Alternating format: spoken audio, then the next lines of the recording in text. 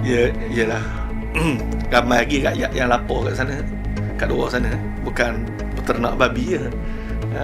Saya maklum ada rakan-rakan, kawan-kawan kita yang bawa grab car, e-hailing, yang mereka berhempas pulas untuk survive sebab isu insurans yang sangat mahal. Insurans e-hailing itu untuk kenderaan itu mahal. Mana orang nak bawa e-hailing habis beribu-ribu modal awal. Sepatutnya perut-perut yang lapor ni lebih ramai ni, lebih dijaga daripada peternak babi yang beberapa orang.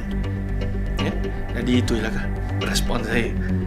Kerajaan Selangor kena lihat prioritinya balik. Takkanlah sebelum ni untung juta-juta tiba-tiba lapor. Peternak babi ni keuntungan berpuluh juta dia boleh hasil. Jadi mungkinlah kalau sekiranya kerajaan Selangor nak bantu mereka, lorongkan supaya daripada ternak babi jadi ternak lembu, okeylah. Saya rasa tak ada masalah, baguslah inisiatif itu, memberi jalan lain untuk mereka mencari untuk survive.